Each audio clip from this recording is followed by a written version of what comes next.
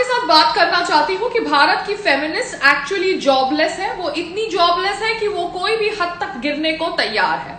सबसे पहले बात करते हैं अबाउट स्वरा भास्कर। जी हाँ, स्वरा भास्कर के ऊपर बात मैं इसलिए कर रही हूँ क्योंकि जो औरत एक 4 साल के बच्चे को चूतिया कह के, sorry for using that word, आपके साथ बात करना चाहती हूँ about the feminist of India. ये एक्चुअली इतनी जॉबलेस है कि कोई भी हद तक गिरने को तैयार है क्योंकि शायद इनके पास पैसा कमाने का और कोई जरिया नहीं है। Starting from Swara Bhaskar. स्वरा भास्कर एक ऐसी फेमिनिस्ट है जो अपने आप को बहुत ज्यादा बोल्ड समझती है। वो कहती है कि उसने वाइब्रेटर को इंट्रोड्यूस किया on Indian silver screen and is proud of that, and उसने एम्प्लॉयमेंट दी टू लॉट ऑफ ट्रोल्स। तो ये स्वरा भास्कर जो एक 4 साल के बच्चे को गंदी गाली देती है, चू कह के पुकारती है क्योंकि वो 4 साल के बच्चे ने उसको आंटी बोला, वो इतनी जॉबलेस है कि वो एक नई वेब सीरीज में आ रही है जिस वेब सीरीज के अंदर वो ऑर्जी का सीन करती है।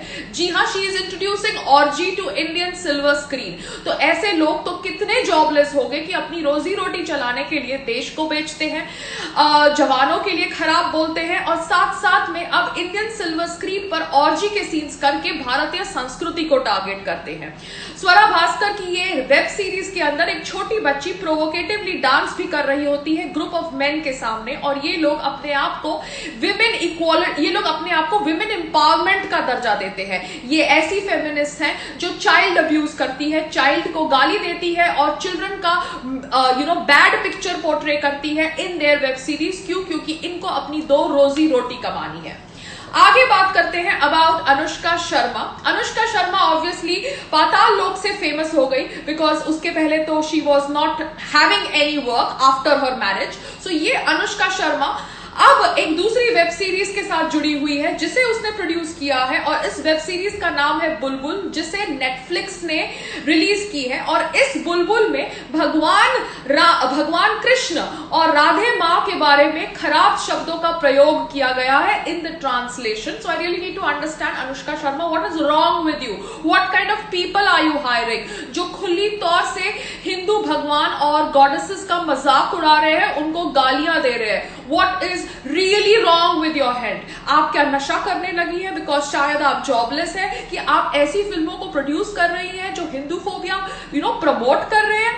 अब हमारी जो सरकार है सेंटर के अंदर, शायद उन्होंने अनुष्का शर्मा को बुलाया था on yoga day, the Ministry of Ayush, whatever, that is their personal choice, but as an Indian I feel it is a wrong choice। आप किसी और को बुला सकते थे अपने योगा डे प्रमोशन के लिए, ना कि अनुष्का शर्मा को, बिकॉज अनुष्का शर्मा जो खुली तौर से गलत नैरेटिव स्प्रेड कर रही है, हमारे भगवानों को गालियां दे रही है अपने वेब सीरीज में 2 रोजी रोटी कमाने के लिए, उसको आप यूज करते हैं अपने योगा डे प्रमोशंस के लिए। तो ये सरकार को गलत लाइट में प्रोजेक्ट करता है। साथ साथ में एक और कोई फेमिनिस्ट है, जी हाँ, वो इतनी प्रचलित नहीं है बिकॉज उसका नाम है रिहाना फतिमा, मगर जो सबरीमाला के इशू को फॉलो कर रहे हैं उनको रिहाना फतिमा के बारे में पता होगा क्योंकि वो एक यूज्ड सैनिटरी नैपकिन लेकर गई थी सबरीमाला के अंदर, सबरीमाला की सैंक्टिटी को खराब करने के लिए। वो रिहाना फतिमा के खिलाफ केस दर्ज किया गया है क्योंकि वो अपनी हाफ नेकेड बॉडी पे अपने बच्चों से पेंटिंग करवा रही थी।